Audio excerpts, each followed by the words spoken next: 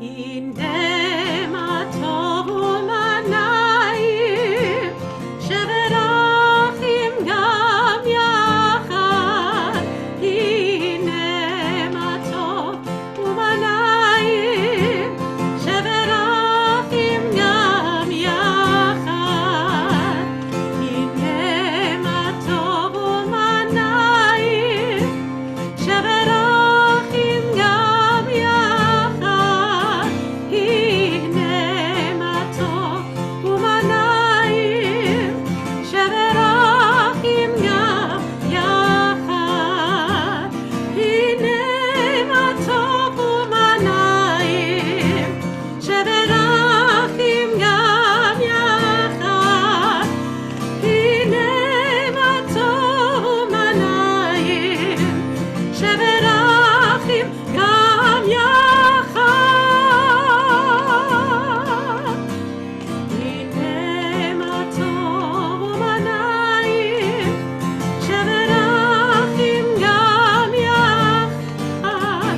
הנה מה טוב ומה נעים, שברכים גם יחד.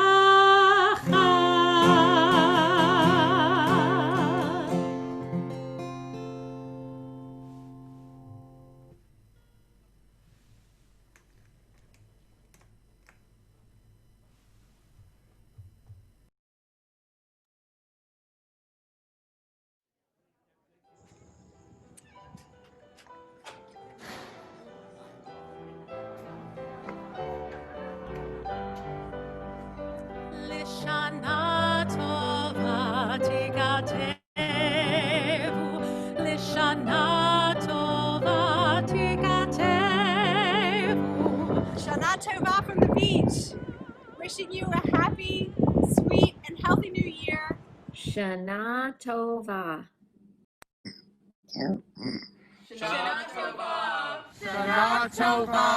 A very happy and healthy new year to everyone. Shana Tova from the Good Labs. Wishing you happy, healthy New Year. Wishing you a happy new year from Ginny. and then Kendall. May your year be filled with joy, good health, and lots of laughter. Hi everyone. Shana Tova. Shana Tova. Shana Tova, may the year 5781 bring us mask-free access to our wonderful temple. Shana Tova. Happy New Year. Hope everybody has a healthy and safe New Year. Shana Tova. From your teachers, Tammy and Hannah. And Bubby too. A happy and sweet new year. Lashana Tova Tikatevo. Wishing all a healthy, a happy, a safe new year. Happy New Year. Shana Tova! From the Shana family. Shana Tova, everyone. Wishing you a healthy, happy new year. Shana Tova to our Beth David family. To the entire Beth David community. Stay well and best wishes. Happy New Year from the Clear Walensky. Hey Beth David. Shana Tova. Shana Tova. We wish everyone a happy, healthy, and tranquil new year. Shana Tova. Happy New Year. Shana Tova from the Grovers. A happy and healthy new year to everyone. Jim and Susan Blyberg are wishing you a happy and healthy new year. Shana Tova. Shana Tova from the Ledleys. Shana Tova, Beth David. Lashana Tova. I wish everybody a happy, healthy, and peaceful New Year. Wishing everyone a sweet and healthy new year. Shana Tova. Hope your year is sweet as honey. This is Cheryl Peterson, wishing everybody health and peace in the new year. Shana Tova tikatevu, Shana Tova tikatevu. Shana Tova from Rabbi Kevin and his family. It's going to be a great year, I'm telling you. Hi, I'm Ira. And I'm Steve. This has been a really challenging year, and we're really glad that we have the Beth David community to be with this year. We'd like to wish everyone a Shana Tova. Shana Tova. Happy New Year. Shana Tova. To our Beth David family. Shana Tova from the Sukhanics. Lashana Tova. Shana Metuka. Happy, healthy, sweet New Year to Beth David. Happy New Happy Year. New Year From David and Lisa Petkin. From our family to yours. Shana Tova. From in my office at Beth David, I wish you and yours a very happy, healthy, and sweet New Year. Shana Tova. Shana Tova. Have a happy and healthy New Year. Lashana Tova, wishing a sweet new year to my Beth David community. Shana Tova from the Newmans and Marguerite. A healthy and happy new year from Barbara and Harvey Weiner. On behalf of the Horowitz family, I'm wishing for liberty and justice for all in the coming year. Shana Tova. Shana Tova, Beth David. Shana Tova. Live on tape from beautiful North Carolina. Lashana Tova. A happy, healthy, and safe New Year. From our home to yours. Shana Tova. Shana Tova. Happy New Year, everyone. Shana Tova from the Margolises. Sue and Bruce Indy. Wish you a Happy and healthy New Year.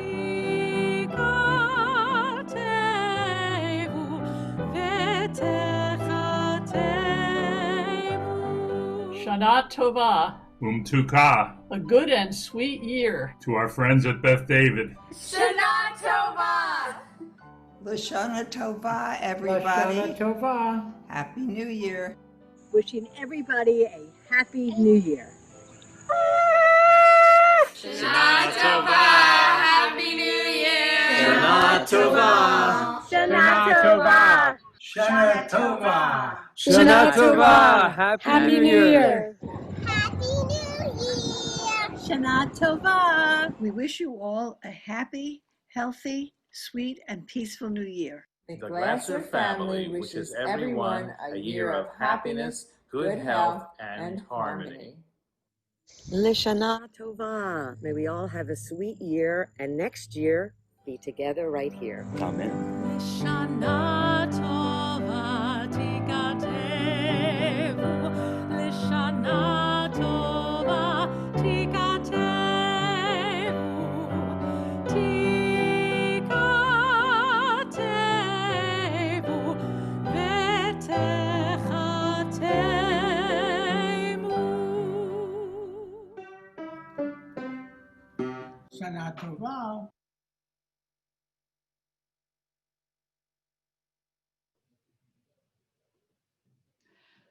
Shana Tova, everyone. It is so good to see all of your faces in the little boxes that we're in.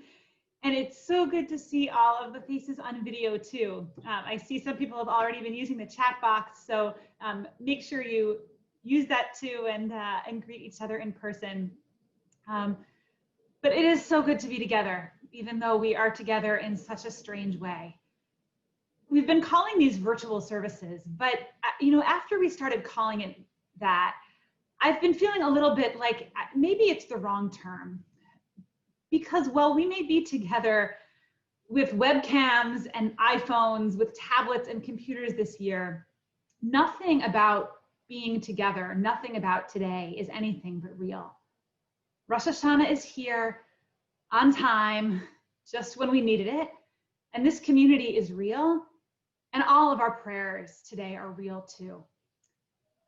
It may be technical, it may be digital, it may be remote, but it is not virtual reality. It is our lives, and we are here this morning, present and with each other. We know many of us are joining on Zoom, and it's so good to see so many households all together. I think certainly with as many people as are on each camera, we could not fit all of us together, even in the expanded sanctuary. So it's so nice to be together on Zoom. And we know that many more people are watching on Facebook Live too. So however you are joining us this morning, we're so glad that we can be here together. Rosh Hashanah has been celebrated by the Jewish people for millennia in different ways and in different places through those years. Rosh Hashanah looked very different in the ancient temple than it did in the synagogues in the pre-modern and in the modern world. And so today we gather together in a strange way. It doesn't feel like the other Rosh Hashanahs that I've led as a rabbi. It doesn't feel like the other Rosh Hashanahs that I've celebrated as a Jew. And yet, even as together we mourn the fact that we're not together in person in the sanctuary today, and even together we mourn for friends and family who have died, as we worry about friends and family who are sick, and when our hearts ache with just all the brokenness of the world right now, with all of this strangeness and sadness, we also take our place among generations of Jews before us who have welcomed the new year in strange ways and in the midst of strange moments in history. For all of us, and for all of them too, the new year still comes. Rosh Hashanah can't be rescheduled, and the hope can't be rescheduled either. It has to arrive today. So we dip our apples in honey today, not out of some fool's wish that maybe this year will be sweet, but instead because Rosh Hashanah is a testament to the stubborn Jewish belief that there is sweetness ahead. Even if it's a little long in coming, even if we have to seek it out in the dark corners, still it will be here. One spiritual teaching from Zoom. I think this is actually a great insight. I hope this is the only time we have to do Rosh Hashanah over Zoom, but I think we need this teaching all the time. I don't know about you, but I've heard that sometimes when people put themselves on camera, you have to get the angle just right so as not to see some other things in your room that you don't want to be on camera. So I see a couple of people nodding, yes. So if you have a stack of dirty dishes, a pile of laundry, some boxes you haven't had a chance to clean out, something else that you don't want everybody to see, good for you. If you have, for example, a part of your room that is not fit for everyone to see, I want to say, first of all, that that is totally okay. Dress code for Rosh Hashanah on Zoom is about finding spiritual space. And whatever kind of mikdash ma'at, whatever small sanctuary you've been able to create in your home, it is good enough for Rosh Hashanah, and it will be sacred because you are present in it and because our prayers will be present in it. But if you have had to shove some of that stuff off camera, I want you to do the same thing in your heart too. This is a heavy time. There is a lot going on in the world. We are living in the middle of chaos, tohu vavohu, the Torah calls it. Out of chaos can come goodness. But I want you, just like your webcam is, to just shove all of it to the side if you can. Shove everything that is getting in the way of your being able to be fully present right here, this strange Rosh Hashanah. Just shove it off camera, out of your heart, and center yourself right where you need to be for Rosh Hashanah. That's where all of us are, and that's where our new year will begin. And so we know that for many of us, Zoom has become all too familiar, but just in case we have some people that are not as familiar with Zoom or maybe have not been using Zoom to pray, we just wanted to point out a couple things. If you are in a place to share your video, please do. We love seeing your homes. It's a nice way to, the benefit of not being in person is that we do get to see into each other's homes and have that sense of intimacy as well. And also, you'll notice, as I think many of you have already done so, we have left the chat box available. So please use the chat box. Use it as a way to connect with one another, message everyone. You can message each other privately. We won't know, but part of the holidays is about the prayers, but it's also about the connection. So we want you guys to connect with one another. We also wanted to let you know, as you've probably seen, that we are conducting this service live, obviously, but we're including some videos of pre-recorded things as well, because we want the intimate connection, and yet we also realize the value of not only our sacred spaces in our home, but our communal sacred space in the sanctuary. And so we've filmed a couple things in the sanctuary so that all of us can sort of feel like we're there as well. And one of the limitations of Zoom is that we can't sing together. And so we've pre-recorded a couple different musical samples, which some of you guys participated in, so that we could get to hear those beautiful harmonies of the holiday as well. And one other Zoom feature that you may or may not know about, Miles, could you share a picture for me? So we're going to be doing a lot of screen sharing. Most of you guys should have received a Machzor in your gift bags, but if you didn't get a gift bag, or if you need more Machzors, you have so many people in the house, we'll be sharing our screen a lot, whether it's for videos or for the text up on the screen. And so some of you may know this, but some of you may not. So you can, when you're in a screen share, if you hover your cursor over the vertical line that separates the strip of pictures from the screen share, you should see something will light up. And then you can slide it left or right. And in doing so, you can make the screen a little bit smaller and make the faces a little bit bigger. If what I've said is totally confusing, don't worry about it. We're going to give it all to you. But we just wanted to offer that tip, and in case that might help enhance your prayer experience, to be able to both see the text and movies that we share and still get to see a few more faces. Miles, you can take the picture down now. I just wanted to have that so people could play with it. And then, as before we continue, just one other thing, we just want to make sure that we remind you that we want you to actively pray. That if you need to relax and just chill out, that is totally fine. But we also encourage you to be here and be present. And so when we stand or sit, try to do that. If you need to adjust the angle of your camera, go ahead. We're all figuring it out. And then also there are certain prayers for which we normally face east, with the idea that there is this communal direction that we are all facing towards Jerusalem. And so if you happen to know which way is east, and if you don't, you can grab your cell phone and use the compass app. That's what the rabbis of old always did. And you find east.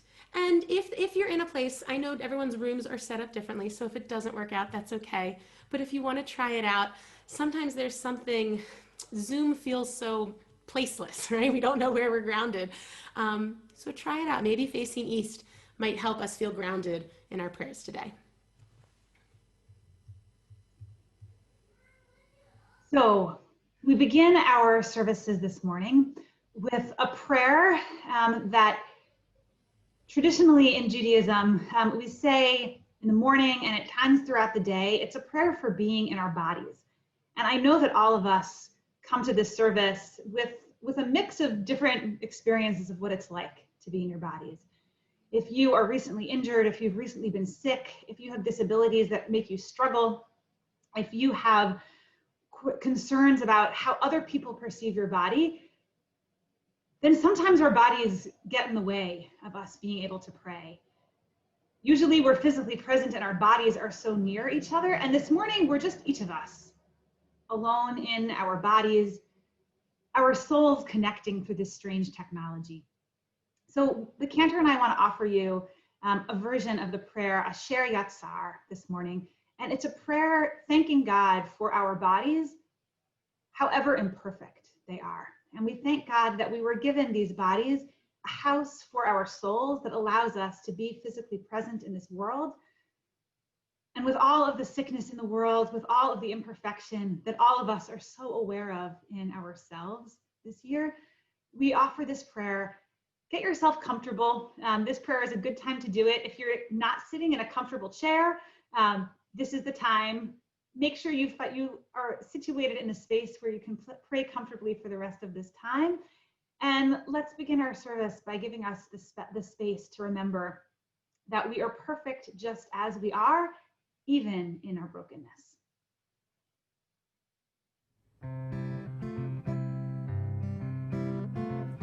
I thank you for my life, body and soul.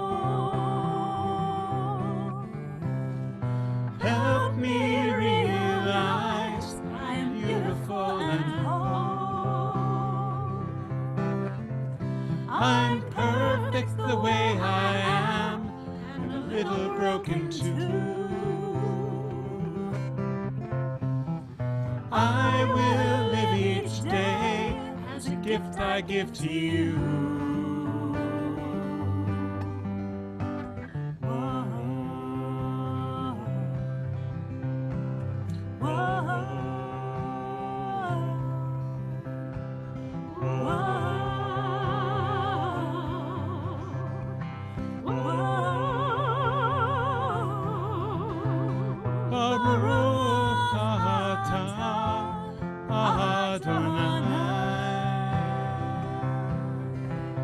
Rofecho basar mafli laso. Baruch atah Adonai. Rofecho basar mafli laso.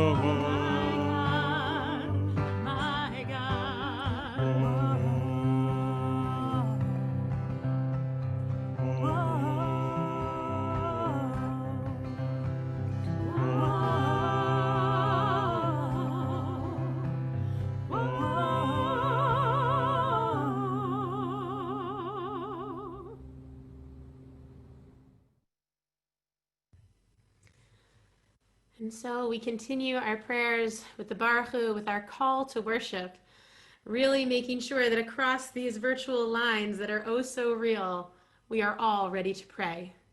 And so normally I would lead this and you would all respond, but because of the limitations of Zoom, Rabbi Kalish will lead the congregational response on behalf of all of you. And if you are in a place to rise, please do so. Baruchu et Adonai HaMavorach. Baruch Adonai HaMavorach le'olam va'ed. Baruch Adonai HaMavorach le'olam va'ed. You may be seated.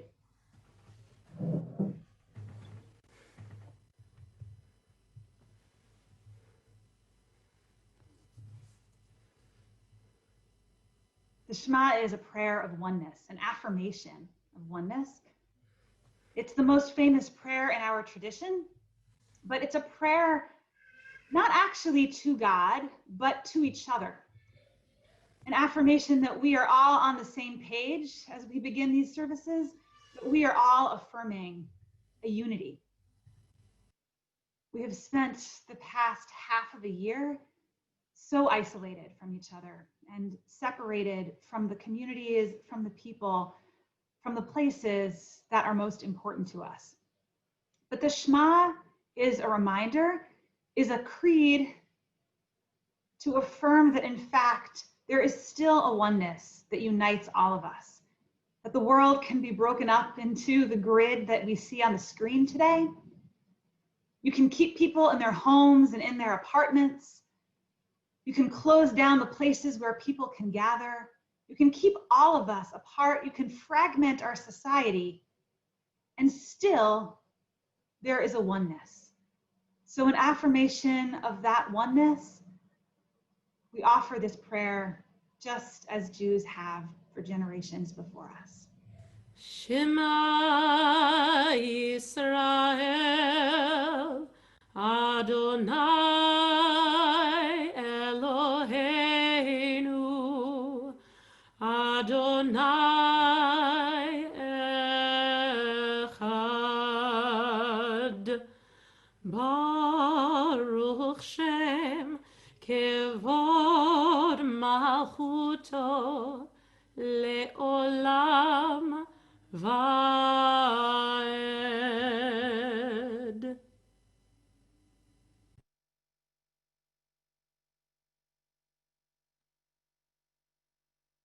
ואהבת את אדוני אלוהיך בכל לבך ובכל נפשך ובכל מאודיך. והיו הדברים האלה אשר נוהי מצווך היום על לבביך. ושיננתם לבניך ודיברת בם בשבתך בביתך ובלכתך בדרך ובשוכבך ובקומך וקשרתם לאות על ידיך והיו לטוטפות בעיניך והבטחתם על מזוזות ביתך ובשעריך למען תזכרו ועשיתם את כל מצוותיי והגתם קדושי לאלוהיכם. אני אדוני אלוהיכם, אשר הוצאתיכם מארץ מצרים להיות לכם לאלוהים.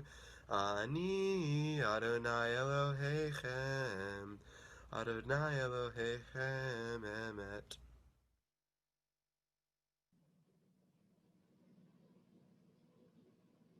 We continue with words that come originally from the Torah, the Mi Chamocha prayer, the song that our ancestors sang when the Red Sea was split and they had made their way across and they realized that they were finally free. It's a song about miracles, about freedom, about the moment of realizing that there is a way forward. And I wonder sometimes when we pray it, what it means to each of us. The cantor and I have been trying to think about how we take advantage of this technology since we're stuck on it this year. And we thought one of the things that we can't always do when we're live in person is know what other people are thinking. What is the kavanah? What is in people's hearts when they're praying? But this morning, we're going to give you a little bit of a chance to do just that. So in a moment, the cantor will lead us in the Mi Chamocha prayer, and we'll invite you to answer a little survey, a little poll, and tell people, pick from a few different options of what your kavanah, what's in your heart, which version of the meaning of Mi Chamocha might make sense to you. The format required us to do multiple choice, but I'll just encourage you to use the chat too if you have another meaning that you want to offer for this prayer.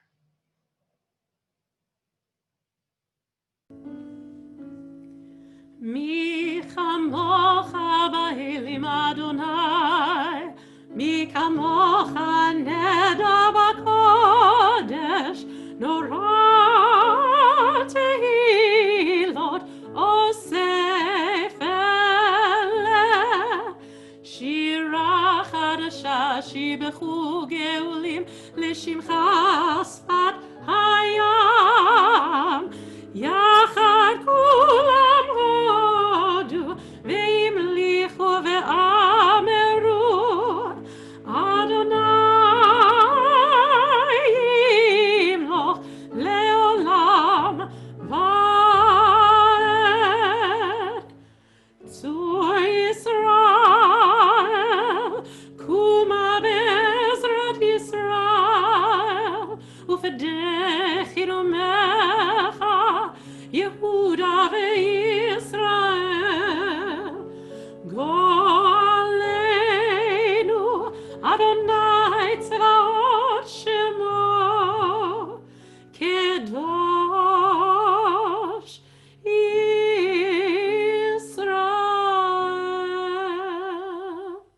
ברוך אדוני גא ישראל.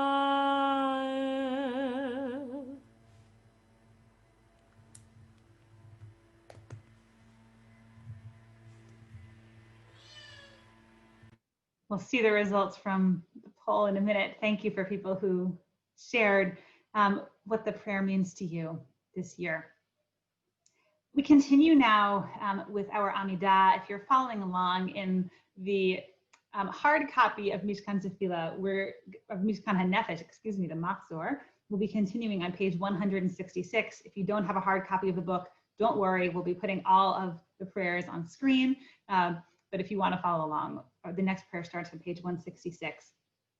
We're beginning the Amidah, literally the standing prayer. So this is another good time. If you were in a place and if you're able to stand, you're certainly welcome to when we begin this prayer. I think the idea of this prayer, of the Amidah, is that each of us stands as an individual before God, and all of us stand as a community before God when we offer this prayer. There's an intimacy about it. We've been praying with each other about God, and now for the Amidah, we each take our place and open up our hearts. So find a place where you can be comfortable praying. If that's standing up and facing east, as is traditional, perfect. If there's someplace else in your home where you want to go to have a few minutes, where you can really be in your heart and be in your prayers, then go find your spot now. And I'll just invite you, if the camera is making you feel self-conscious, that you can't really pray while other people are watching you, we love being able to see your faces, but feel free to turn your camera off for a few minutes for this prayer too, if you want, so that you can make sure this prayer is real in your heart. We continue with the Amidah. Please stand or prepare yourself for this prayer, however you want to offer it this morning.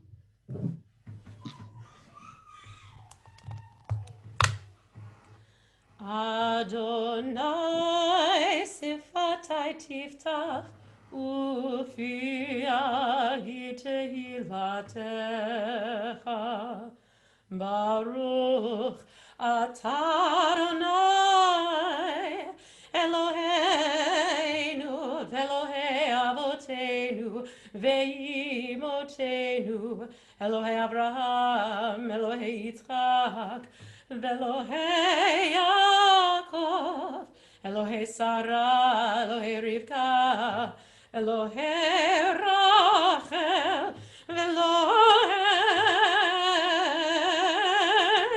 Leah, Ha'el HaGadol, HaGibor v'Hanora, El Elyon, Gomel Chasadim Tovim, וקונה הכל,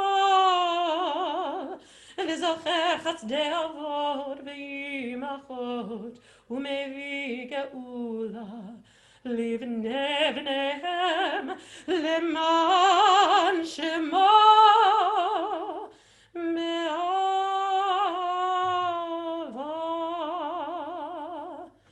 זוכרנו לחיים, מלך חפץ בחיים, וכותבנו בספר החיים, וכותבנו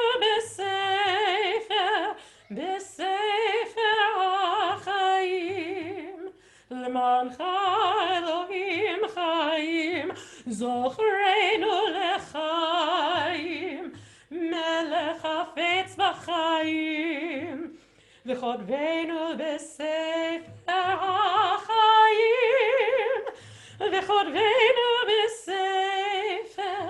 בספר החיים, למענך אלוהים חיים. מלך עוזר מושיע ומגן, ברוך אתה אדוני מגן אברהם בעזרת שרה. אתה גיבור לעולם אדוני, מחיי הכל אתה רב להושיע, מוריד הטב, מחכה חיים בחסד, מחיי הכל ברחמים רבים, סומך נופלים ורופא חולים, ומתיר אסורים, ומקיים אמונתו לשני עפר. מי כמוך בגבורות ומי דומה לך, מלך ממית ומחיה ומצמיח ישוע. מי כמוך אל הרחמים, זוכה יצוריו לחיים ברחמים, ונאמן אתה להחיות הכל. Baruch atah Adonai mechayeh hakol.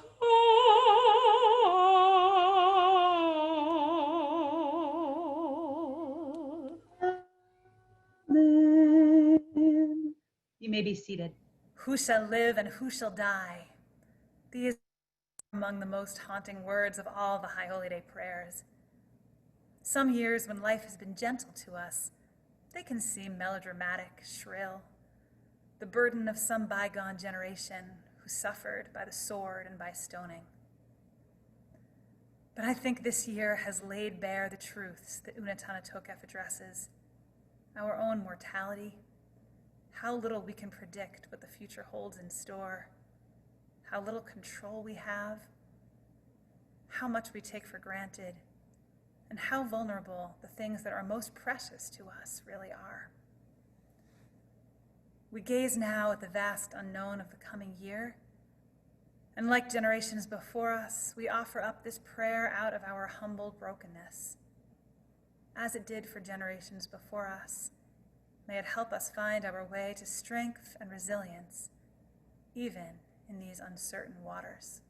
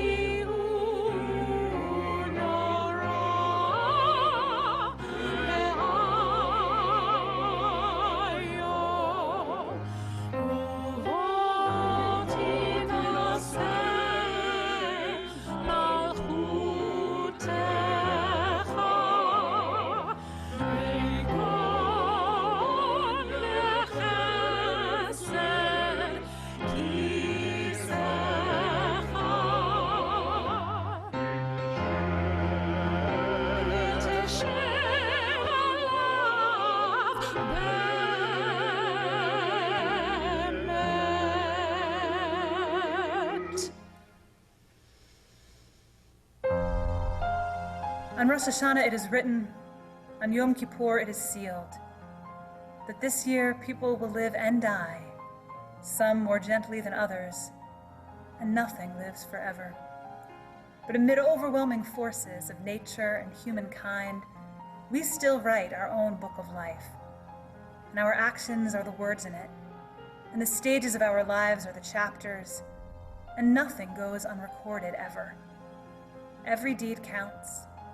Everything you do matters, and we never know what act or word will leave an impression or tip the scales.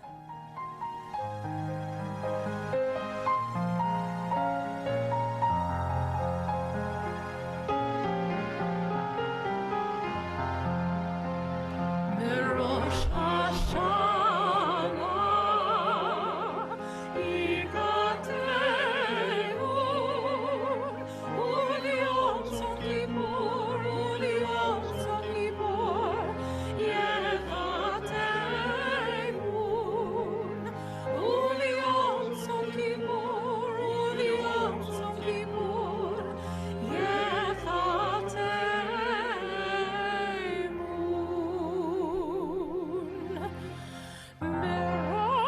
Hashanah,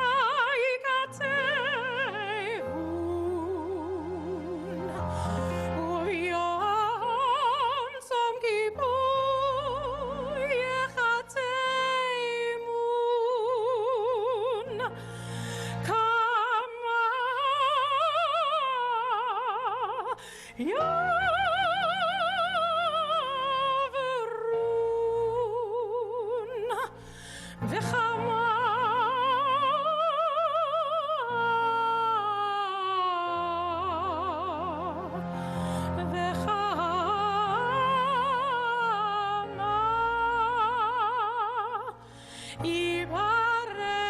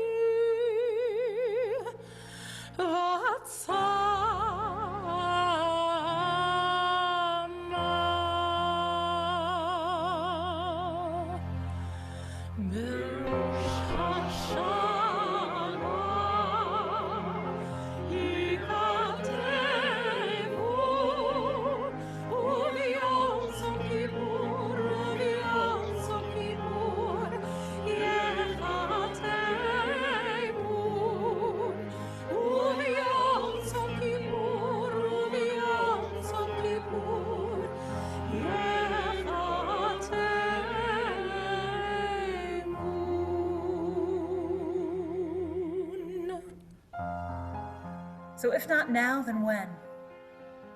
For the things we can change, there is tshuva, repentance, realignment. For the things we cannot change, there is tefillah, prayer. For the help we can give, there is tzedakah, justice. Together, let us write a brief for the Holy One to read.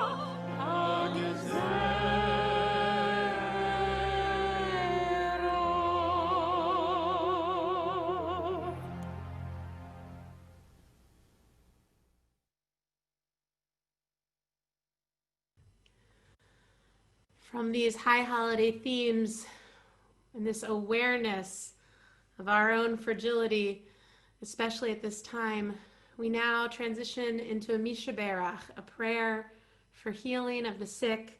If you're following along in your prayer book, it's page 245. We know we are thinking of those who are going out there and who are risking their lives to keep us healthy. We're thinking of those who are struggling with the illness itself, with COVID itself, those who are maybe worried about it, those who are having the emotional effects of everything else, of staying inside and isolating. And so for all of these people, we sing a Mishaberach together. Rabbi Kalish and I will offer this melody for you. And as we are singing, I invite you to please use the chat box. Add a name of someone that you are thinking about that is in need of healing, of mind, of body, of spirit. And even if you're not adding a name, I invite you to open up the chat box so that you can see those names, fill in the chat box, and all of us can elevate those prayers and send healing to those who need it.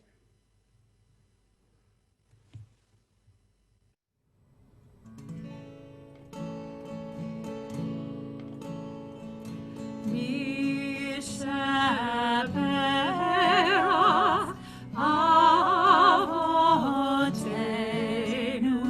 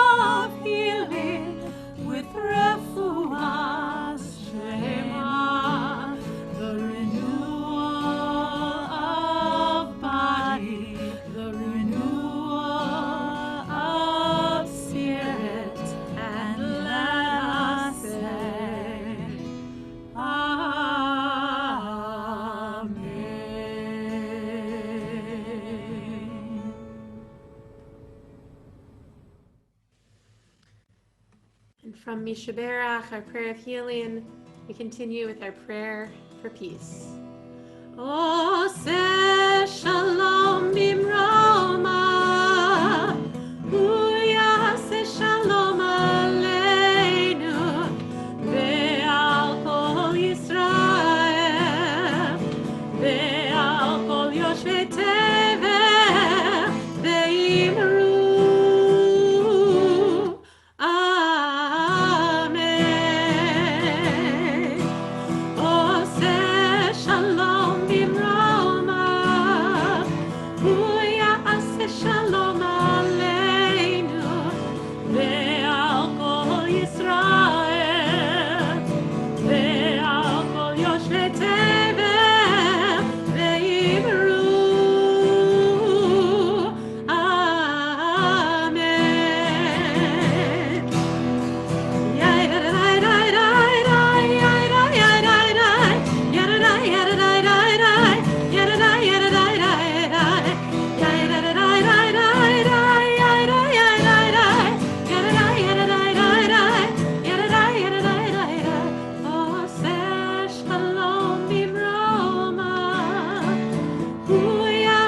Shalom aleinu, ve'al kol Yisrael, ve'al kol yoshvei tevel, ve'imru. Amen.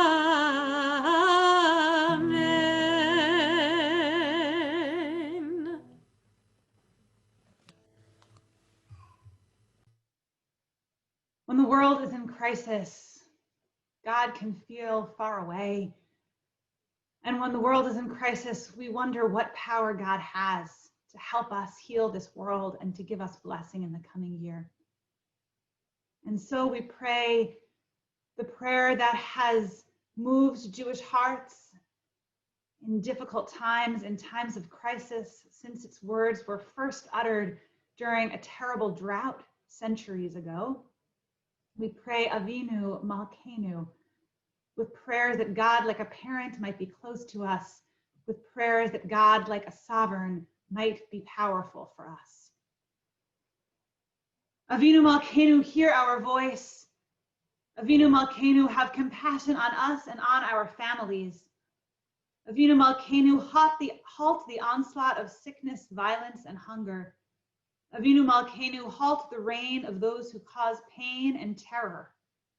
Avinu Malkeinu, enter our names in the book of lives well lived. Avinu Malkeinu, renew us for a year of goodness.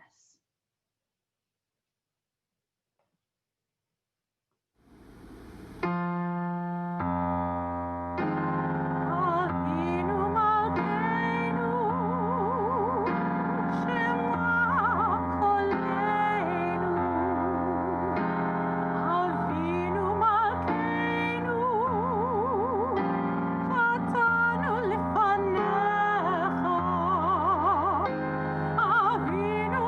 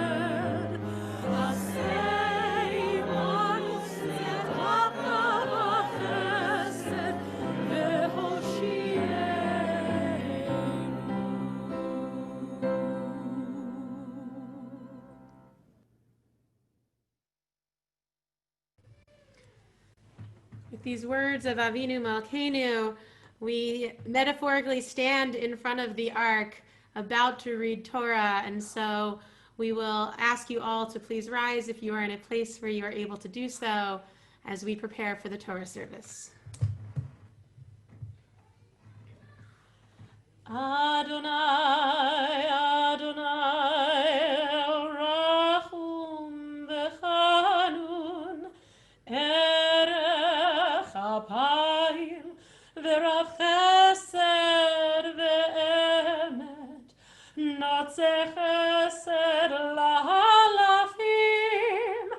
nose avon v'fesha, v'chata'a v'nakeh. Shema Yisrael, Adonai Eloheinu, Adonai Echad, Echad Eloheinu, Gadol Adonenu, Kadosh V'Norah Shemo. You may be seated.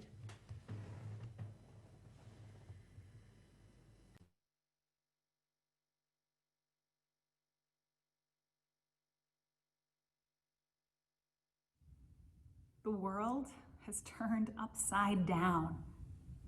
The impossible has become reality. That is our Torah reading for Rosh Hashanah. We open up our Torah scroll this morning to read from the legends of Abraham, our patriarch. In earlier chapters of the Torah, we've gotten to know him pretty well already. We know that he is a seeker who intuitively trusts God. He was willing to leave the land of his birth to go forth lech lecha in response to God's call. We know that he is a father, finally, his heart's deepest desire to have a child, fulfilled only later in life to his surprise and delight. And we know that he is willing to stand up for what is right. Just a few chapters ago, God confided in Abraham about the planned destruction of Sodom and Gomorrah, and Abraham is outraged. He argues with God. He demands that God consider the possibility of innocents who will suffer. He insists that God's own sense of justice could not possibly allow this plan to go forward.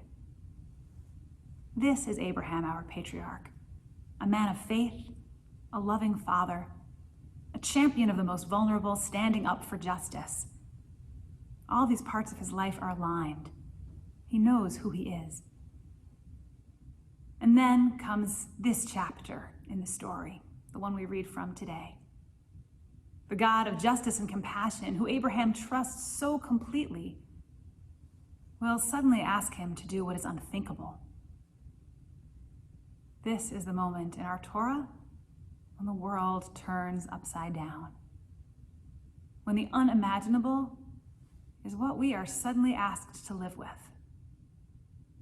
The story of the Akedah, the binding of Isaac, is a story about being tested, about the limits of faith, about family trauma, about conscience and obedience. But this year, reading it, I am struck by how much this is also a story about what happens when the world you thought you knew is suddenly ripped out from under you. When what would have seemed inconceivable, nonsensical a few chapters ago, a few months ago, is suddenly the waters you were swimming in, maybe drowning in. Why is Abraham, who so longed to be a father, so willing to abandon his son? Why does Abraham, who so confidently argued with God on behalf of the innocent in Sodom and Gomorrah, not even raise a peep to question or challenge God here? Abraham, God calls to him at the beginning of the story, and he answers, Hineni, here I am. Father, Isaac calls to him as they walk up the mountainside. Hineni, Abraham answers, here I am.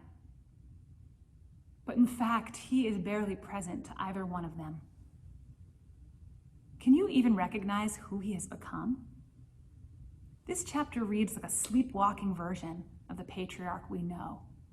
He follows God's call again, but this time without seeming to reflect on the tragedy he is walking into. He busies himself with activity, going on autopilot, while never doing the two things that he must do: reach out to his son in love and argue with God, refuse to do what is so unthinkable. Why can't he do it? Is he in shock or disbelief, not knowing what sense to make of what's happening to him? Is he frozen in his despair? Did he spend a sleepless night trying to come up with a plan? And now he's so exhausted, all he can do is hope things work out for the best? When the world turns upside down, how do you hold on to the person you have always known yourself to be?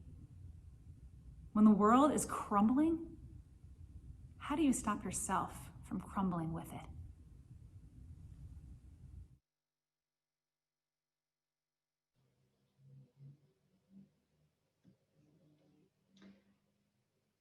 So we can't do aliyot to the Torah. We can't come and bless the Torah reading the way that we normally would at Beth David. You can't come close to the Torah scroll. We can't come close to each other. And yet we think it's really important that we still have this same invitation to find ourselves, each of us, in the Torah scroll, and also to publicly affirm the ways in which we find ourselves in the Torah scroll and to draw near to the Torah too. So we're going to do this in a high-tech experiment. We're going to try it out, go with us. We'll see how it goes. I'll just say that if this is more technology and turning things on and off than you can handle and you think it's going to mess you up, don't worry about it. But for everybody else, what we're going to do is we're going to invite you, not yet, but in a moment, to turn off your cameras. And if you would like to come up and be part of an aliyah, then we'll invite you for that aliyah to turn your camera back on. And hopefully the screen will resort, and what we'll be able to see for each aliyah is the faces of the people who are metaphorically, virtually, digitally coming forward for that Torah blessing. For most of the aliyot, since it's hard for us to all sing together, we'll have one representative who will chant the Hebrew blessings for us. But I hope you'll come up. I want to tell you what the aliyot are and invite you to think about them, think about where you place yourself, and come up for one or more of them. I want our aliyot this morning to help us find hope and find strength in this difficult time.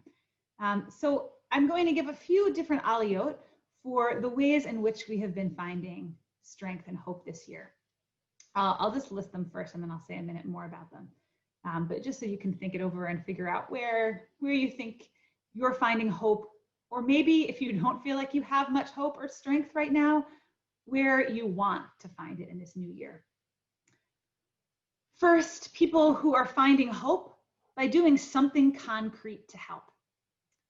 Second, people who are finding hope by connecting with each other, with other people. 3, people who are finding hope by seizing the joy and the moments of celebration, whatever that has to look like right now. 4, people who are finding hope by thinking about the ways that past generations got through difficult times. And 5, if you are finding hope through new life, babies and children, the next generation, and the hope that they bring to this world. So our first aliyah, I'm going to invite it. So everyone now turn off your cameras. I'm not going to demonstrate because I'm still talking, but everybody else, you can just go ahead. If you have a laptop, it's probably in the bottom left corner. If you're on an iPhone, you can actually just swipe and put it in safe driving mode. And that will do the same trick too. Yeah, so keep, yeah, great, everyone's getting it. And again, if this is too much technology, don't worry about it too much. We'll be happy for you to just come up for all 5 aliyot. But if you can turn off your cameras, then if you can figure out how to do it, then turn your cameras off now. And this first aliyah, Abraham wakes up early the day that he is called to go to Mount Moriah, and he busies himself with action. So whatever we think of Abraham's behavior that morning, I want to honor the way that at least he went and did something. So for all of you who are trying to help and trying to do something in this difficult time in some way, this Aliyah is for you. You can turn your camera back on now if you are finding hope and strength by doing concrete things, even if they're small, to be able to help in this world. And I want to invite to lead us in this blessing. And everyone who's turned your camera back on, you're on mute, so you should belt out this blessing. We'll put the Hebrew on screen in a minute. Nobody can tell if you mess up the words. That's the best thing about being at home. And Miles will lead us in the words. I hope everybody else sings along. And I just want to thank Miles. I asked him to offer this blessing because he has been helping me and the cantor and the synagogue so much. Basically, I think that he has another full-time job, I'm told, but it seems like his main full-time job is being the brand new tech department at Beth David that we never knew we needed as much as we do. So you've seen him behind the scenes already. So for his help and for all the help that so many people, all of your faces, I'm looking at you now, are doing by doing something concrete to help in the world, this honor is for you. Baruch et Adonai Hamborach, Baruch Adonai Hamborach le'olam va'ed, Baruch atah Adonai Eloheinu melech haolam, asher bacha banu mikol ha'amim, v'natan lanu et Torato, Baruch atah Adonai noten ha'torah. Amen.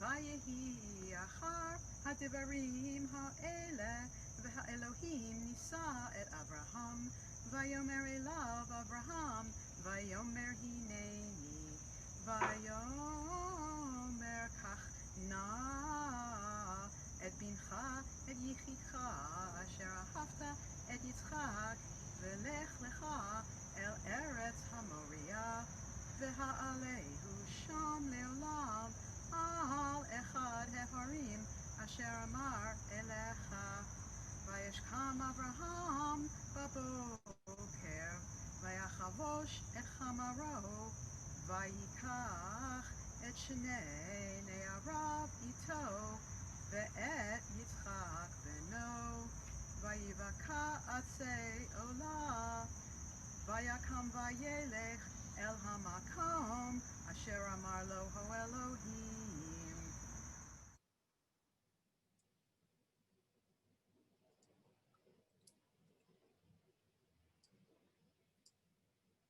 Baruch atah Adonai Eloheinu melech haolam, asher natan lanu Torah emet, v'chayei olam nata b'tochenu. Baruch atah Adonai noten ha'torah. Amen. Our second Aliyah. So if you were up for that Aliyah, thank you for all that you are doing in this world. We are welcoming you to turn off your camera now, if you can figure out how to do that, and then we'll know that you're stepping down from that Aliyah. And this next Aliyah is for people who in this time of isolation are doubling down on connection. If you have been finding hope and strength by reaching out to family and friends, by reaching out just to have some human connection and support people, maybe who you aren't even so close with, but we just need to be together at this time, then this Aliyah is for you. And I want to invite Sue Endy, who is the tireless head of our congregation's caring community. If you have ever received a meal when you were in the hospital, or a friendly call when something in life was difficult, it either probably was from Sue or coordinated by Sue. So if you would like to help Sue with this, I'll give a plug too, that I'm sure she is always happy for more volunteers. The more we can care for each other, the stronger our community is. And for all of her work, for our Beth David community, and for all of the connections that all of you who turned your cameras on make with each other, keeping this world connected even when we're pushed away from each other, this honor is for you.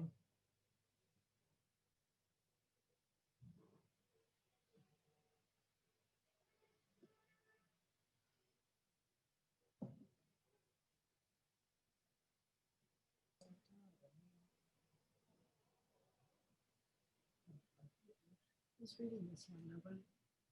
Sue, you may need to unmute yourself.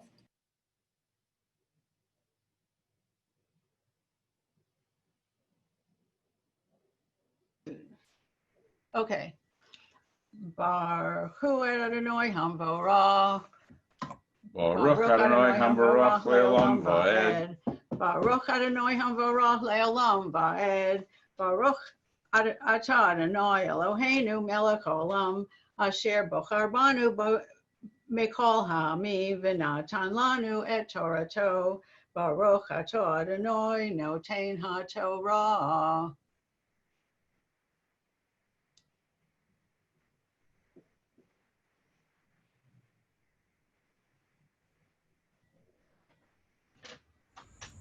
Amen.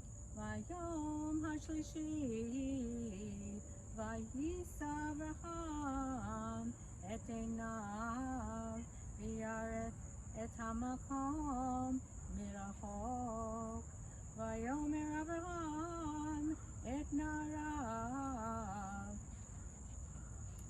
shvu lechem po im hachamor v'aniv v'hana'ar Nelcha ad kol v'nishtachavev v'nishuva lechem.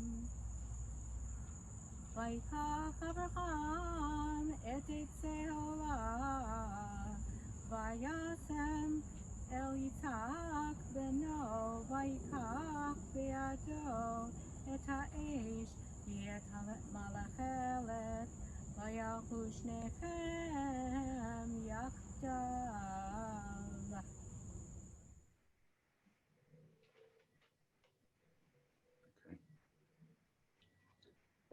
Baruch atah Adonai Eloheinu melech haolam asher natan lanu Torah emet v'chayei olam nata b'tochenu. Baruch atah Adonai noten haTorah. Amen. Thank you to all of you who are keeping us connected. You can, as people are doing, you can turn your video off now for that aliyah. And I just want to encourage you, if you turn your video on for the aliyah, sing along. Again, no one can tell if you know the words or if you know the tune or if you mess it up. But we just want to make sure that you know, both with video and with the words too, if it's meaningful for you, that this is your aliyah. The third aliyah includes the phrase that they came to the place. Abraham and Isaac arrived at the place that was decreed.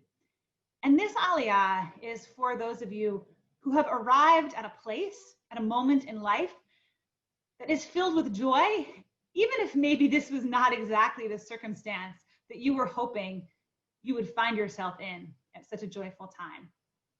So for this aliyah, I'm going to invite Alexa Saylor, who recently became bat mitzvah at Beth David. In our first ever socially distanced bat mitzvah service, we were outside in the parking lot with a small number of people spaced out away from each other with masks on. And it was a bat mitzvah unlike any other that I've ever been part of.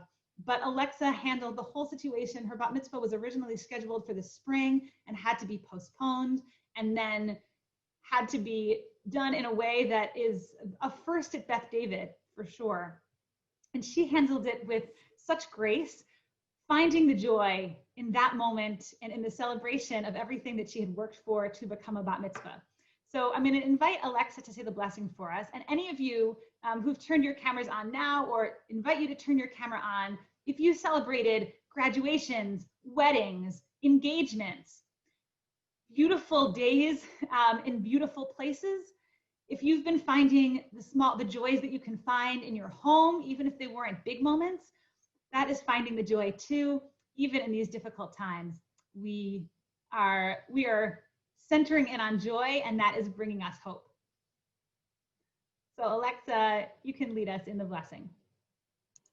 Baruch et Anai Hambarah, Baruch Anai Hambarach Le'olam Va'ed, Baruch Adonai Hambarach Le'olam Va'ed, Baruch Atah Adonai Eloheinu Melech Haolam Asher Bahar Banu Mikol Ha'amin V'natan Lanu Et Torato, Baruch Atah Adonai Noten HaTorah.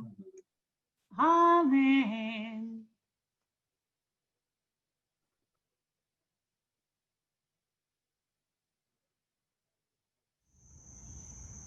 Vayomer Yitzhak El Abraham Avi Vayomer Avi Vayomer Hineni Veni Vayomer Hinei Ha'esh V'ha'etzim V'hayei Hased Le'olam Vayomer Abraham Elohim Yirei Lo Haseh Le'olam V'ni V'yahu Shneichem Yachdav Vayavohu El Hamakom Asher Amar Lo HaElohim Vayiben Sham Avraham Et HaMizbeach Vaya'aro Et HaEtzim Vaya'akod Et Yitzchak Beno Vayasem Oto Al HaMizbeach Mimal La'etzim.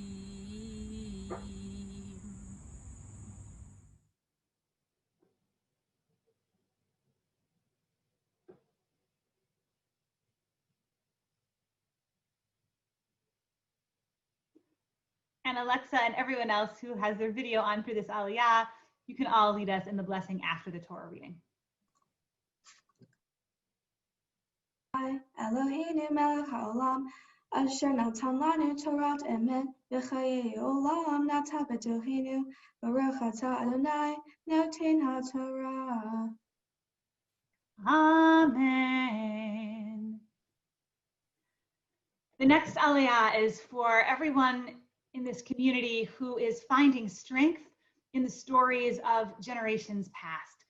We know that we are not the first people to go through difficult times, even if we may be the first generation doing all of this on Zoom, living our lives remotely in a way that is only possible in this moment. Still, the spiritual tools and the internal strength has been passed down to us from generations before. So I will invite you to turn your camera off for the last Aliyah and then turn your camera on for this next Aliyah. If there are people in your family, in our Jewish story, in the story of America, or the Jewish people who inspire you to have strength in this time. Oh, and for this Aliyah, we're gonna try this, a little bit of an experiment. I thought we had to do it once, and I thought we might get a lot of people for this Aliyah. So what we're gonna try is, if you have any background noise, if there's a dog barking or a lawnmower going, then I'll just ask you to keep yourself muted. But otherwise, what I want you to do is that if you're up here for this Aliyah only, then you can unmute yourself. Was not said at that before, but now you can. You'll see, you can click, and if you're up here for this Aliyah, then unmute yourself. And we're gonna all sing it together. It's gonna be cacophonous. It'll be a little hard to understand. We'll probably hear one person louder than another. That's just the way it goes. If you've unmuted yourself, just make sure you know that not to talk about other things, unless you want us to hear them. And we're just gonna do the blessing all together and know that the words might be a little bit jumbled, but all the prayers rise on up. So everybody who has, oh, not letting us do it. Yeah.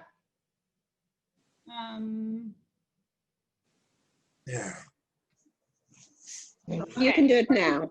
Okay. Yeah, my apologies. It is set, but I guess there's a little bit of a delay. Looks like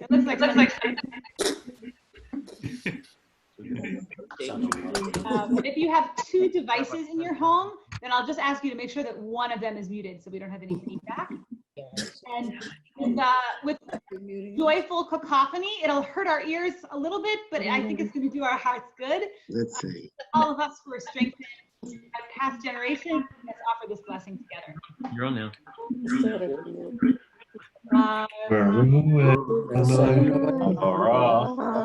Baruch Adonai Habarak Le'olam Va'ed. Baruch Adonai Ata Adonai Eloheinu melech haolam.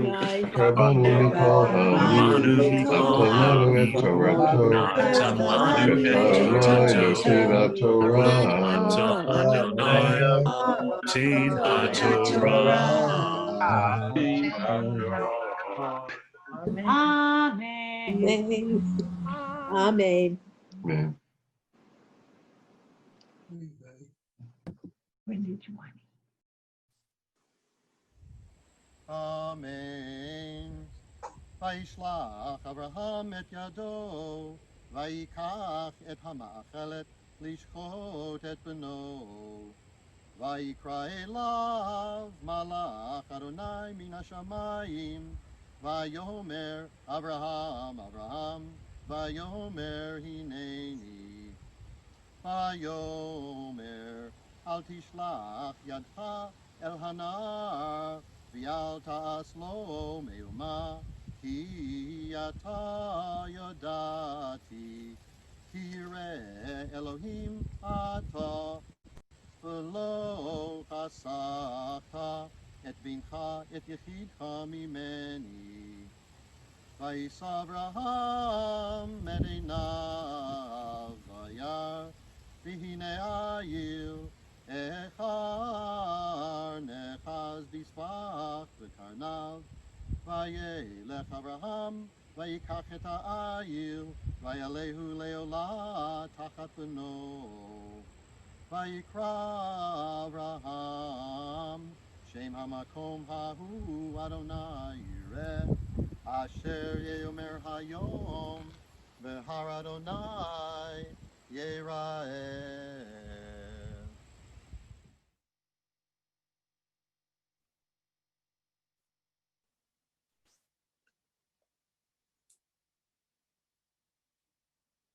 Oh, to sing it.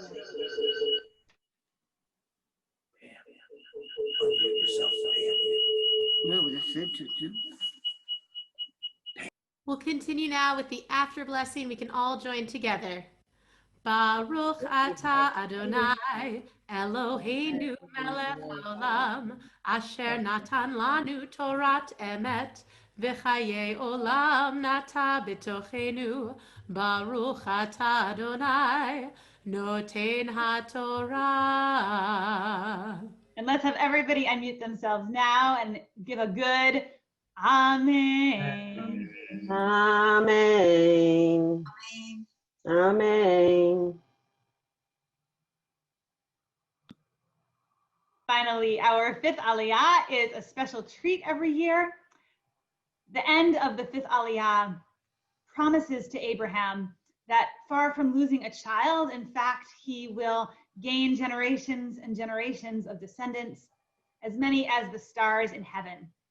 And I think right now, the brightness of that next generation and the way that they smile and bring us light and warmth in this dark world is part of what's getting a lot of us through.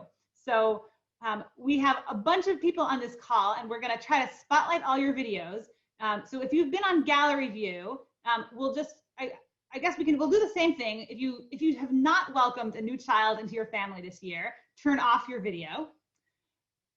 And if you have welcomed a new child into your family this year, then please turn on your video. If you do not have the child with you right now, that is okay. You can still come up for the blessing. And we're going to try to highlight. I know we have a few babies who are on camera now, and we all want to see them. So we're going to highlight those babies, but invite anyone to be on screen who was welcomed a new child for this Aliyah. And we'll invite you to lead us in this blessing. If you look around, we have so many sweet babies in the world, and there's the cantor and her two sons too. Yeah, Miles, let's just scroll through on the spotlight of all the babies, and we are going to invite Andy and MK Feldman to lead us in the blessing.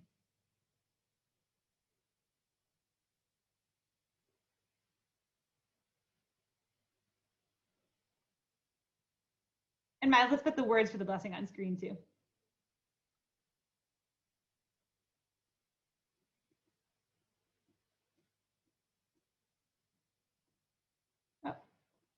Okay, hold on. Let's unmute. Baruch Hu Adonai Hamvarach. Baruch Adonai Hamvarach Le'olam Va'ed. Baruch Adonai Hamvarach Le'olam Va'ed. Baruch Atah Adonai Eloheinu Melech Haolam Asher Bachar Banu Mikol Hamim Lanu Et Torato. Baruch Atah Adonai Noten HaTorah. Amen.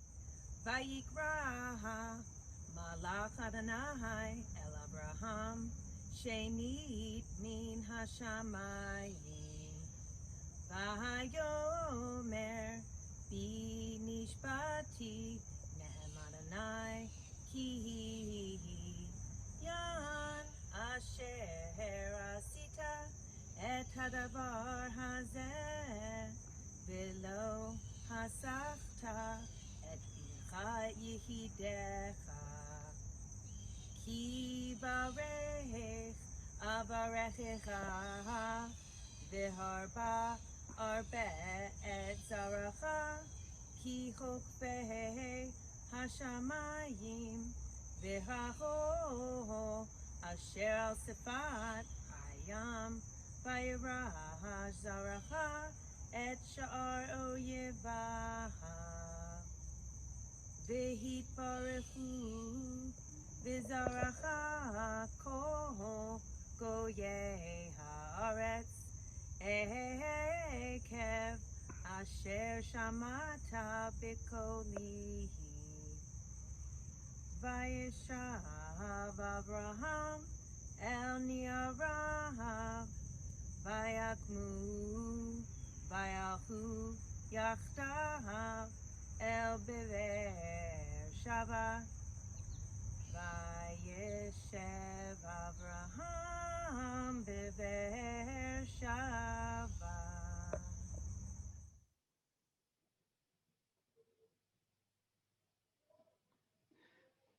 So beautiful. So we apologize for a little bit of spotlighting challenge. If there's anyone who's not spotlighted who has a baby, it's a little hard for me to see. Would you just wave and then then we'll spotlight you too. It was a little hard to do it while we were also screen sharing. I think you guys are okay. I see. Okay, we have some spotlighting going on. So I want to sing a little bit of a blessing to the new babies and the children who've been welcomed into our families and into our Beth David family and into the family of the Jewish people and of all of humanity this year. We are so grateful for the light and for the hope that you bring us. Bruchim haba'im tachat kanfei hashechina. Bruchim haba'im tachat kanfei hashechina. May you be blessed beneath the wings of Shekhinah. Be blessed with love, be blessed with peace. May you be blessed beneath the wings of Shekhinah. Be blessed with love, be blessed with peace. Mazel tov, and welcome all you little ones.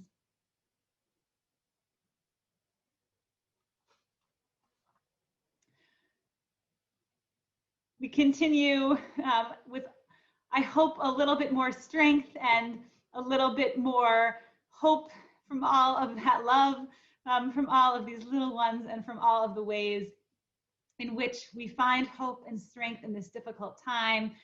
We are ready to return the Torah. So strengthened, we sing, it is a tree of life to those who hold fast to it, and all who support it will find happiness.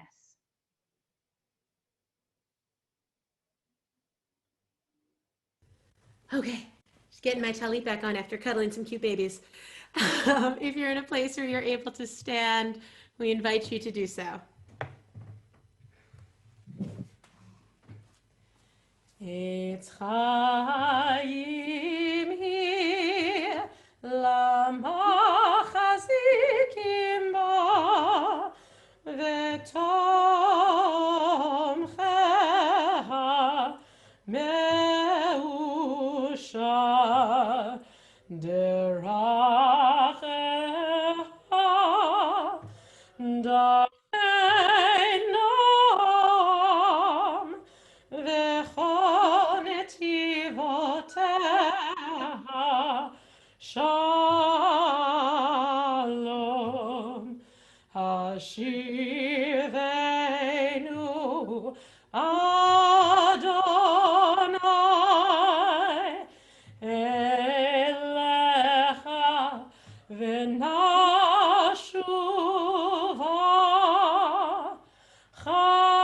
Chadesh, Chadesh Yameinu, Chadesh Yameinu, Kekedem.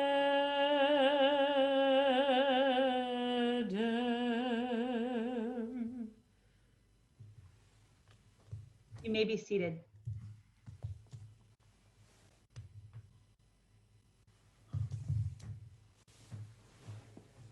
Amen. Vayehi.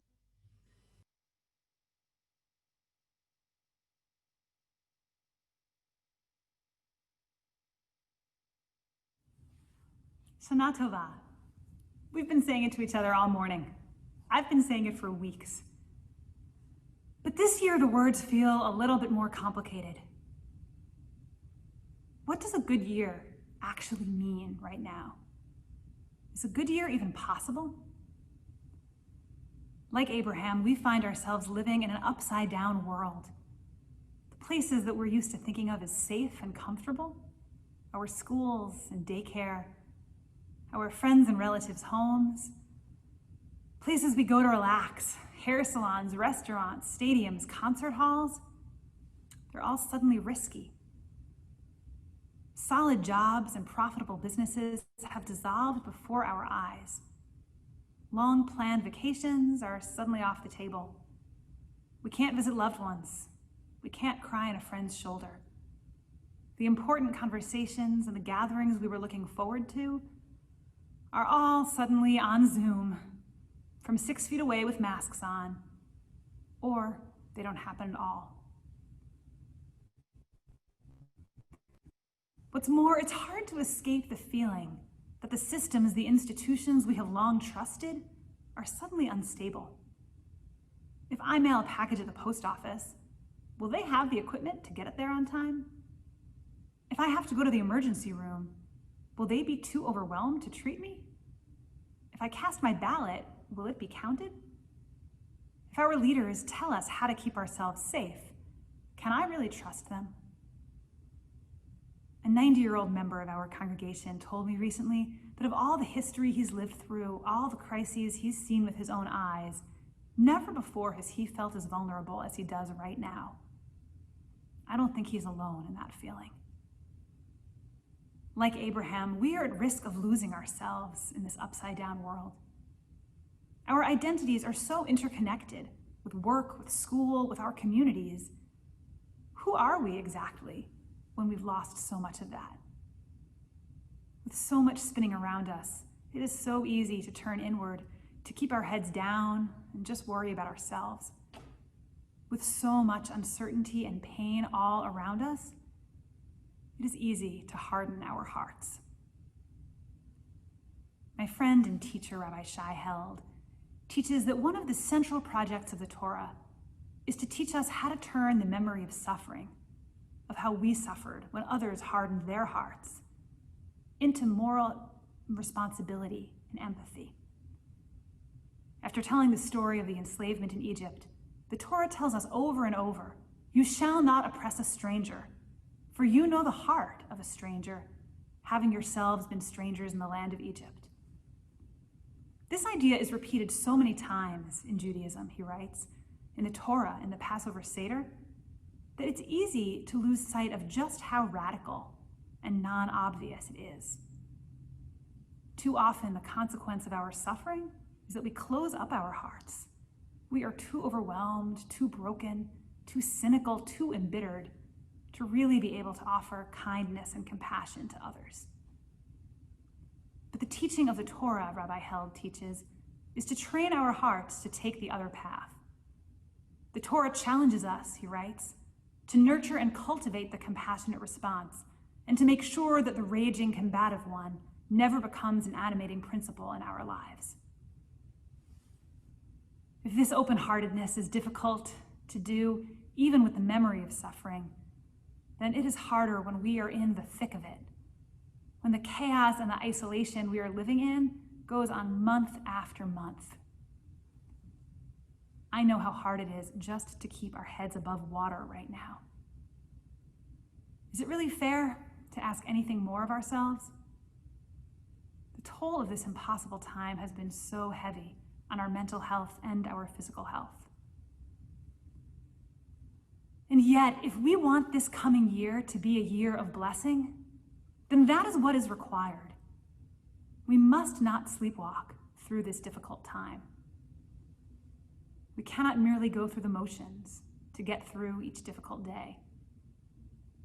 The world might be upside down, but we cannot forget which way is up in the moral universe. If we want this coming year to be a year of sweetness, then we must let the experience of this difficult time crack our hearts open, not squeeze them shut. We must strengthen the muscle of our empathy and find a way for this time of isolation to be a lesson in our interconnectedness. We must not forget who we are.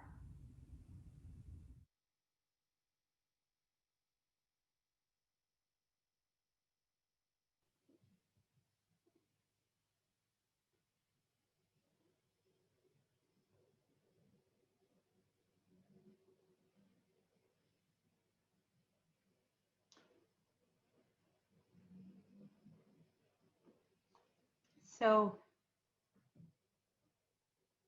I want to introduce a prayer for our country now. Before we offer the prayer for our country, I want to acknowledge the tragic death of Justice Ruth Bader Ginsburg, who, as a member of the Jewish community, a child of Jewish immigrants to our country, has helped further our country's journey toward equality and toward justice. Her work and her passion for women's rights, for the rights of other minorities in this country, her legal brilliance, and her willingness to persevere despite the setbacks that she faced, and her personal connection, her warmth to so many of her colleagues, her brilliance and her passion and dedication to this country means that she will not soon be forgotten. The biblical Ruth is an outsider in the book of Ruth. She is a poor widow, penniless. She's not an Israelite, but a woman from the nation of Moab, traditionally a country that did not get along very well with our Israelite ancestors who wrote this text. She's an outsider in all senses of the word. And yet, because of the compassion and the love that the biblical Ruth puts out in the world toward those close to her, at the end of the story, the book of Ruth has a twist ending. And we find out that this poor widow from Moab is in fact the woman who will become the great, great, great, great, great grandmother of the Messiah. The house of David traces its origins through Ruth. Like the biblical Ruth, Ruth Bader Ginsburg planted seeds for future generations. She was often known for her fiery and passionate dissents on the court when she was in a minority position, and she had special collars, famously, that she would wear when she dissented. She wrote that the dissent that a Supreme Court justice writes is not written for the present. In the present, the majority view holds sway. But a dissent, she wrote, is written for the future. And it is true that the dissents that have been written in the past sometimes come eventually to understand the future understanding of the law. And so we hope that Ruth Bader Ginsburg's legacy of justice, of brilliance, of passion, and of compassion will inform the future of our country as well, and plant seeds of our country's sweetness and redemption as well. We continue with a prayer for our country offered by members of this congregation.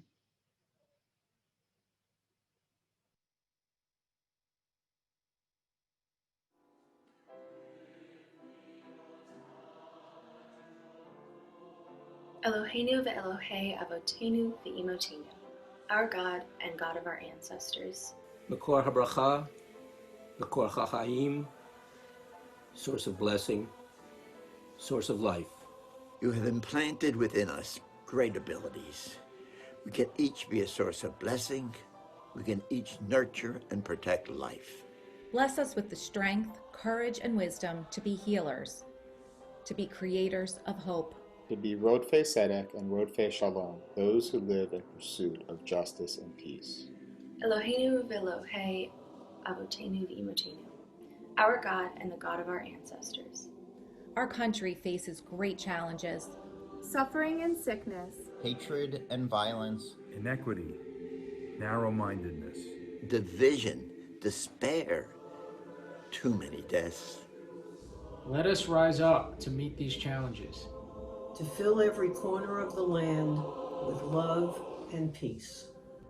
Let us rise up for the next generation, that the blessings we have taken for granted, the blessings that some of us have never been able to take for granted, might be secure for our children. And our highest aspirations might one day be their blessings to cherish. Makor habracha, Makor hachaim, source of blessing, source of life. We need leaders who will help us heal and work for equality and safety. We need leaders who unite us and create opportunity for one and all. Bless our democracy, for the freedoms so many were willing to die for the institutions so many served with honor. May each of us do our part to strengthen them for the future. Eloheinu ve'Elohei Avotenu ve'Imotenu, our God and God of our ancestors. Help us on the path to cooperation and understanding.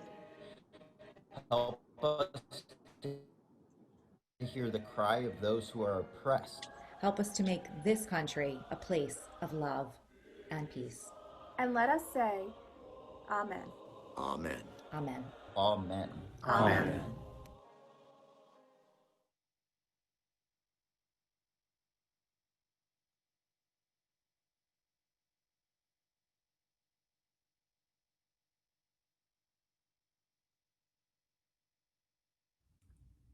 If we are at risk of sleepwalking like Abraham did, then Rosh Hashanah is the holiday we need. The shofar our tradition teaches is a wake-up call. Here's how Rabbi Alan Liu describes it. Suddenly you are awakened by a strange noise, a noise that fills the full field of your consciousness and then splits into several jagged strands, shattering that field, shaking you awake. The ram's horn, the shofar, is being blown to call you to wakefulness. You awake to confusion. Where are you? Who are you? For 6 months, COVID-19 has been our upside-down world. But today is Yom Teruah, the day of the sounding of the shofar, the day of hearing the sound of the shofar in our hearts and in our souls.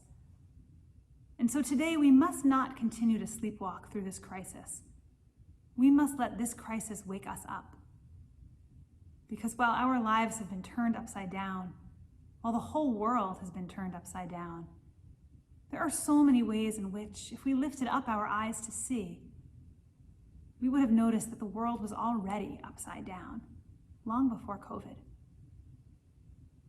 This pandemic has exposed the ways in which our priorities are so often out of order. When we can't spend evenings at the office, we realize just how many family dinners we were missing. When we can't visit our loved ones or spend time with our friends, we realize how the time with them matters so much more than so many other things we filled our calendars with. When the only way to spend the days is with simple things, walks out in nature, and the only vacations we can take are simple trips, nowhere glamorous or exotic, then we appreciate simplicity in a way we may not have before. This pandemic mocks our hyper-individualist society. My safety cannot be separated from your willingness to wear a mask, to stay away from crowds and indoor gatherings, and to wash your hands. My right to eat at a restaurant cannot be fully separated from your right to send your child to school. For decades, scholars have been warning about the decline of communal bonds and community institutions in America. But when the only way we can gather is on Zoom, we realize anew just how important that vanishing sense of community is to our well-being. And this pandemic has exposed and exacerbated the gaping holes in our society that existed long before this novel coronavirus. Staggering inequality and deep-rooted racism, a strained healthcare system inaccessible to too many people, a mental health crisis and an epidemic of loneliness, a distrust of science, journalism, and our government, a weakening of the democratic norms that keep all of us free and safe. For some of us in this Zoom room and beyond, these issues are not new to us because we have lived them. Some of us in this Zoom room have long been vulnerable to one or more of these issues. But even for those of us who have struggled personally with part of it, the pervasive experience of vulnerability that COVID has brought all of us is new. It is frightening, and it has turned our world upside down. But if we are willing to hear it, it may also be the wake-up call we need, the call to empathy and opening our hearts, even in this difficult time. Can the loneliness of this time wake up our hearts to our friends and loved ones who have struggled with loneliness? Can the anxiety of this time inspire us to better support those who have struggled with mental health? Can the fear from this spring that we might not be safe in the hospital because emergency rooms were overwhelmed and ventilators were in short supply give us empathy for the experience of so many in this country who don't have access to affordable medical care? Can the fear of getting sick with COVID wake up our hearts to the injustices faced by people of color in our country who are disproportionately likely to get sick and die from COVID because of the many ways that the ongoing legacy of racism in our country shapes people's risk factors? Can the frustration of not knowing whether a mail-in ballot will be received on time wake up our hearts to the preciousness of our democracy? Life is so exhausting right now. It is so easy to look away in despair. But this new year can be a good one, a sweet one, if we work to make it so. May the pain of this crisis awaken our hearts and crack them wide open. May this year be a shofar blast that calls us back to who we are most deeply, to the people we mean to be in this new year. God is calling us from the mountaintop. Will we wake up and answer the call?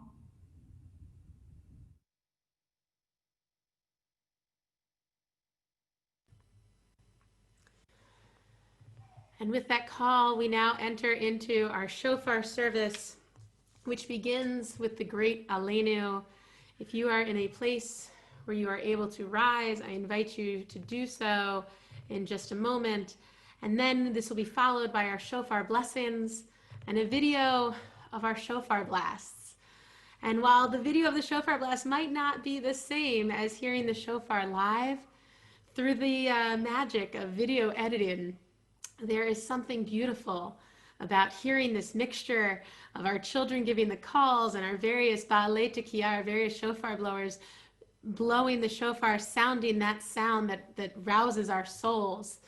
And also the Tekiah Gedolah chain, this tradition where all of our Tekiah Gedolah blasts are linked together in a world of social distancing where we might feel a little disconnected. May this Tekiah Gedolah that links all of these blasts together remind us that we are all connected as well. Please rise as you are able.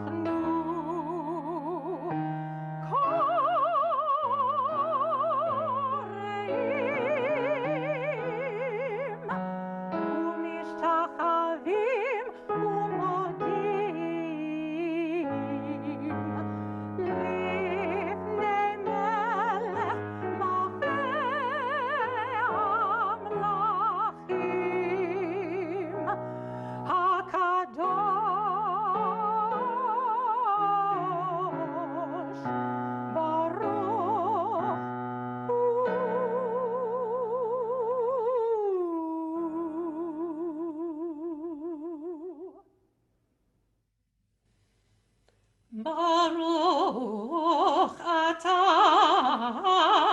Adonai Eloheinu melech haolam asher kidshanu b'mitzvotav v'tzivanu lishma kol shofar. Baruch atah Adonai Eloheinu melech haolam shehecheanu v'kiyemanu v'higianu lazman hazeh.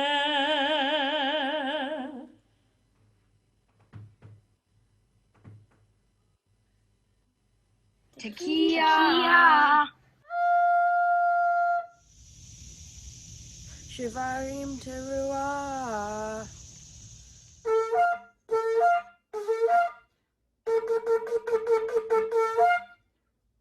Tekiah. Tekiah. Shivarim.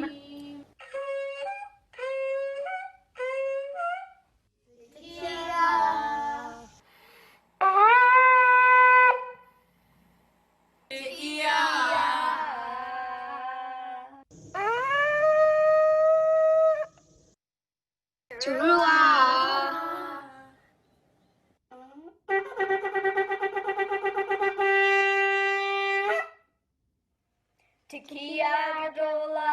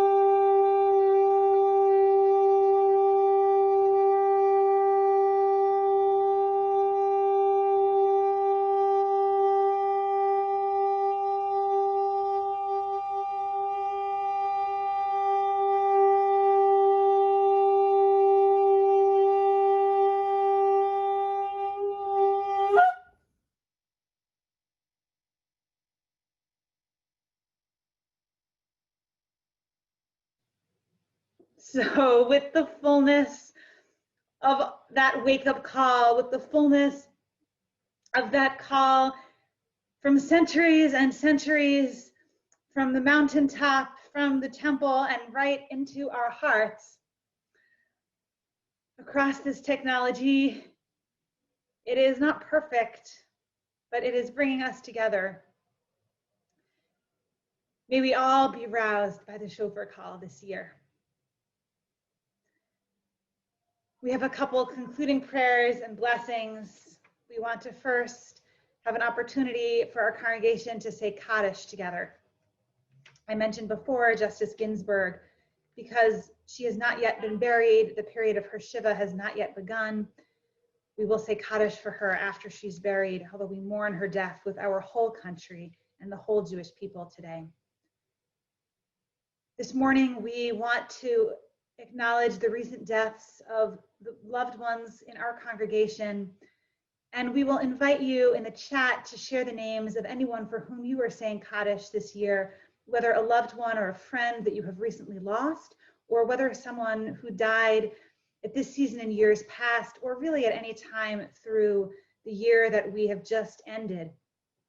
Please feel free to add their names, and it's become our tradition over the past few months to also add some stories, a few words of memory in the chat box. So we'll invite you to do that too, and share a little bit about the person that you're remembering so that we can say Kaddish together, knowing a little bit more about these names. We mourn the recent deaths during the period of Shloshim, the first month of mourning, of Sheila McMahon, mother of Deirdre McMahon, mother-in-law of Jason, grandmother of Nora, Paul, and Daniel, Jonas Rappaport, father of Susan Bleiberg, father-in-law of Jim Bleiberg, grandfather of Sarah. And we mourn the yahrzeit of Laura Lipson, mother of David Lipson, mother-in-law of Beth, grandmother of Sarah and Jeffrey. And we mourn the yahrzeits of Jerry Cohen, Ricky Frizzell, Edith T. Gellert, Haskell Gordon, David Jacobs, Edward A. Kravitz, Herbert Leibovitz, Naomi Milstein, Joseph Ominsky, Maynard Petkin, Barbara B. Rubenstein, Saul Schwartz, Paul Sovin, Helen Summers, Dr. Irving Wender, Sidney Walensky, Marla Kaplan-Weiner, and all of the names that we have added into the chat. We offer these words of Kaddish, and I'll invite you, if you are able and in a place where you're able, to rise with me. Yitkadal v'yitkadash shemei Rabbah, ve'alma divrach hirutei v'yamlich malchutei, v'chayechon u'vyomechon, v'chaye d'chol beit Yisrael, v'agala u'bizman kariv v'imru, amen. Yehei shmei Rabbah mevarach le'elam u'lemei almaya, yitbarach v'yishtabach v'yitpa'ar v'yitramam v'yitnaseh, v'yithadar v'yithaleh v'yithalal, Shemei Kudusha Barichu, Le'ela u'le'ela mikol birchata v'shirata, tushbechata v'nechamata, da'amiran be'alma v'imru, amen. Yehei shlama rabba min shemaya, v'chayim aleinu v'al kol Yisrael v'imru, amen. Oseh shalom b'mramav, hu ya'aseh shalom, aleinu v'al kol Yisrael, v'al kol yoshvei tevel v'imru, amen. May all of those names be a blessing, and we'll invite anyone who wants to unmute yourself so that you might answer amen. Amen. Amen. Amen. Amen. Amen. Amen. Amen. Amen. Amen. Amen. Amen. Amen.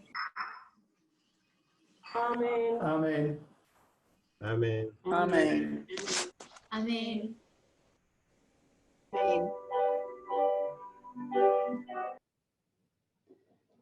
So we have just a couple of quick announcements, which is, first of all, that we're so glad that you joined us this morning This was a Rosh Hashanah like no other, but I've been seeing some of the comments in the chats, and I saw someone said, we managed to feel community and feel together.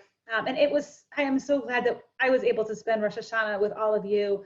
Thank you for being present with us. We want to make sure you know that we have a few more things this afternoon. 1 o'clock family service, 2:30 p.m. discussion opportunity. You can discuss my sermon, and it's also an opportunity. We'll be in smaller breakout rooms on Zoom. We hope that it's also an opportunity for you to connect and maybe meet a few new people in the congregation. And of course, we will have a whole schedule of services and discussion groups on Yom Kippur. Everything for Rosh Hashanah and all of our Beth David programming on Yom Kippur is all in the same exact Zoom room. So if you made it here, you can make it here for anything else. You don't need to re-register. You just use the very same link. And the full schedule can be found on our website, bdavid.org. You are welcome to invite friends and family to join. They don't have to be members. They don't have to be Jewish. They don't have to be in Philly. We're happy for everyone to come and celebrate the new year with us.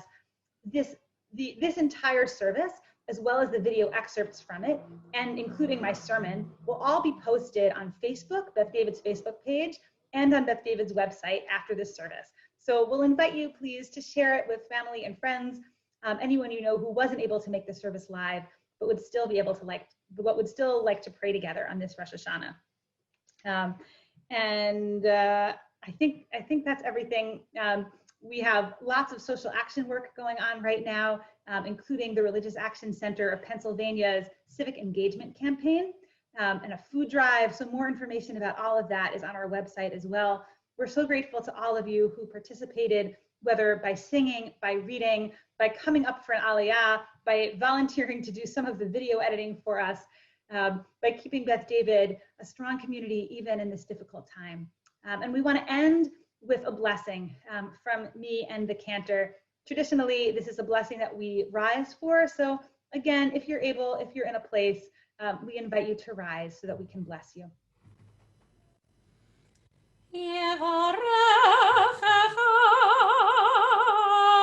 Adonai v'yishmerecha.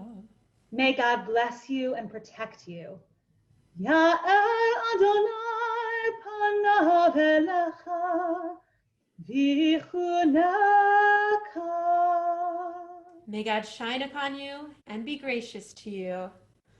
Yisa Adonai panav elecha v'yasem lecha shalom. May we feel God's presence deep in our hearts, in our broken but still beautiful world, and in this sacred community. And may our world, our families, our congregation, and each of our hearts be blessed with wholeness, be blessed with shalom, with the greatest of blessings, with peace. And I'll invite us all to unmute each again one more time so that we might answer Amen. Amen. Amen.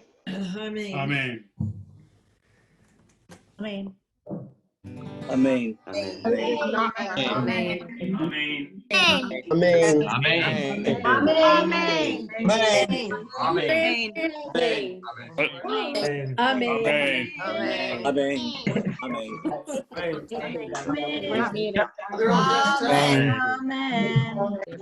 Amen. Maggie was saying.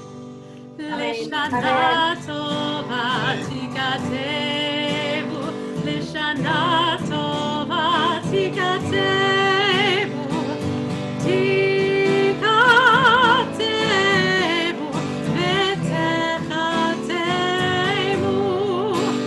Lishana tova tikatevu, Lishana tova tikatevu,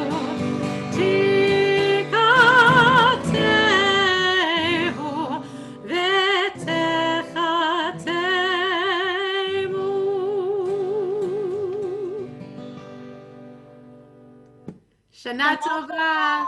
Shana Tova.